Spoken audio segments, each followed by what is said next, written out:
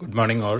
ഞാൻ Ramakrishnan T B M D and CEO Sharewell Securities Limited ആണ്. ഒപ്പം സെബി രജിസ്റ്റേർഡ് റിസർച്ച് അനലിസ്റ്റ് കൂടിയാണ്. ഈ ഓഡിയോ കേട്ടതിന് ശേഷം ഡിസ്ക്ലെയിമർ കൂടി വായിച്ചു നോക്കണമെന്ന് താല്പര്യപ്പെടുന്നു. നമ്മൾ ഇന്ന് എക്സ്പെക്റ്റ് ചെയ്യുന്നത് സ്ലൈറ്റ്ലി ബെറ്റർ ഓപ്പണിംഗ് ആണ്. ഏഷ്യൻ മാർക്കറ്റ് സിറ്റുവേഷൻ നോക്കുകയാണെങ്കിൽ മിക്കവാറും എല്ലാ മാർക്കറ്റുകളും ബെറ്റർ ആയിട്ടാണ് ട്രേഡ് ചെയ്യുന്നത്. ജാപ്പനീസ് മാർക്കറ്റ് മാത്രമാണ് സ്ലൈറ്റ്ലി വീക്കായിട്ട് ട്രേഡ് ചെയ്യുന്നത്.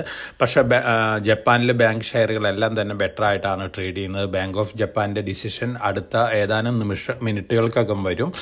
ആ ഡിസിഷൻ എല്ലാവരും എക്സ്പെക്റ്റ് ചെയ്യുന്നത് 0.15 മുതൽ 0.25% വരെ ഇൻട്രസ്റ്റ് റേറ്റ് ജപ്പാനിൽ കൂട്ടിയേക്കാമെന്നാണ്. തീർച്ചയായിട്ടും ഇത്തരത്തിലുള്ള ഡിസിഷൻ വരികയാണെങ്കിൽ അതിൻ്റേതായ ചെറിയ വൊളാറ്റിലിറ്റി ഒക്കെ ഗ്ലോബൽ മാർക്കറ്റിൽ ഉണ്ടായേക്കാം. നമ്മളെ സംബന്ധിച്ച് വളരെ ലിമിറ്റഡ് ഇമ്പാക്റ്റേ നമ്മൾ എക്സ്പെക്റ്റ് ചെയ്യുന്നുള്ളൂ.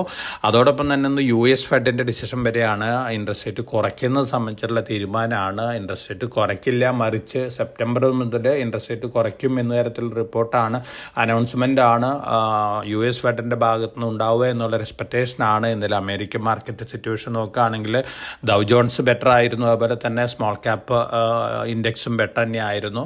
അതേസമയം S&P 500 അതുപോലെ തന്നെ നാസ്ഡാക്കൊക്കെ വീക്കായിട്ടാണ് ഇന്നലെ ക്ലോസ് ചെയ്തിട്ടുള്ളത്. ആപ്പിൾ മാത്രമാണ് ഇന്നലെ ബെറ്റർ ആയിട്ട് ക്ലോസ് ചെയ്തിട്ടുള്ള ടെക്നോളജി സ്റ്റോക്കുകൾ. യൂറോപ്യൻ മാർക്കറ്റുകൾ ബെറ്റർ ആയിരുന്നു ഇന്നലെ. കമോഡിറ്റികൾ നോക്കുകയാണെങ്കിൽ ഇന്നലെ കമോഡിറ്റി പ്രൈസസ് ഒക്കെ ജമ്പ് ചെയ്തിരിക്കുകയാണ്. പ്രത്യേകിച്ച് ഗോൾഡ് $2,452 പെർ ഔൺസിനാണ് ഡിസംബർ ഫ്യൂച്ചേഴ്സ് ഇന്ന് മോർണിംഗിൽ ട്രേഡ് ചെയ്യുന്നത്. മറ്റെല്ലാ കമോഡിറ്റികളും ഇന്ന് മോർണിംഗിൽ ബെറ്റർ ആയിട്ടാണ് ട്രേഡ് ചെയ്യുന്നത്. Consumer price purchase managers index ചൈനയിൽ വന്നിരുന്നു. മാനുഫാക്ചറിങ് റിലേറ്റഡ് ഡാറ്റയും അതുപോലെ തന്നെ നോൺ മാനുഫാക്ചറിങ് റിലേറ്റഡ് ഡാറ്റയും വന്നിരുന്നു. ഓൾമോസ്റ്റ് ഇൻ ലൈൻ വിത്ത് എക്സ്പെക്റ്റേഷനാണ്. കാര്യമായിട്ടുള്ള രീതിയിലുള്ളൊരു കുറവ് വന്നിട്ടില്ല. ഇതും ചൈനീസ് മാർക്കറ്റിൽ ഒരു പോസിറ്റീവ് ഇമ്പാക്റ്റ് ഇന്ന് മോർണിംഗിൽ ഉണ്ടാക്കിയിട്ടുണ്ട്. 1.5% എല്ലാ ചൈനീസ് ഇൻഡെക്സിലും ബെറ്റർ ആയിട്ടാണ് ട്രേഡ് ചെയ്യുന്നത്.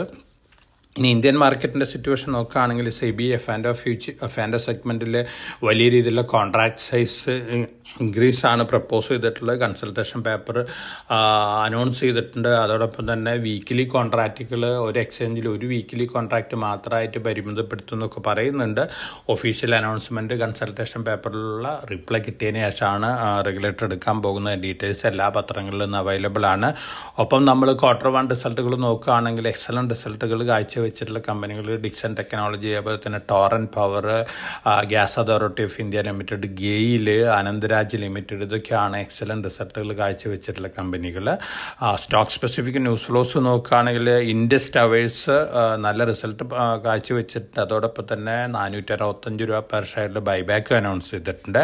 ഹിമാചൽ ഫ്യൂച്ചറിസ്റ്റിക് കമ്മ്യൂണിക്കേഷൻ ലിമിറ്റഡിൽ ധാരാളം പ്രൊഡക്റ്റുകൾ ആർമിക്ക് ഡിഫൻസിന് വേണ്ടി ഉണ്ടാക്കിയിട്ടുണ്ട്. അത് എക്സ്പോർട്ടിനും കൂടി പ്രപ്പോസ് ചെയ്തിരിക്കുകയാണ്. HFC എല്ലാം സംബന്ധിച്ച് പോസിറ്റീവായിട്ടുള്ള ന്യൂസാണ്. അതോടൊപ്പം തന്നെ ഹിൻഡാൽക്കോ $7 ബില്യൺ സ്പെൻഡ് ചെയ്യാൻ പോവാണ്. ക്യാപിറ്റൽ എക്സ്പെൻഡിച്ചർ ആയിട്ട് എടുത്ത് 3 വർഷം മുതൽ 5 വർഷത്തിനുള്ളിലാണ്. ഹിൻഡാൽക്കോനെ സംബന്ധിച്ച് പോസിറ്റീവാണ്. വേദാന്ത ലിമിറ്റഡ് 75% സെക്യൂർഡ് ക്രെഡിറ്റേഴ്സിൻ്റെയും അപ്രൂവൽ കിട്ടിയിട്ടുണ്ട്. ഡിമർജർ പ്ലാനിന് വേണ്ടി ഇനി എക്സ്ചേഞ്ചിൻ്റെ അപ്രൂവൽ കിട്ടിക്കഴിഞ്ഞാൽ NCLTയിൽ ഫയൽ ചെയ്യും.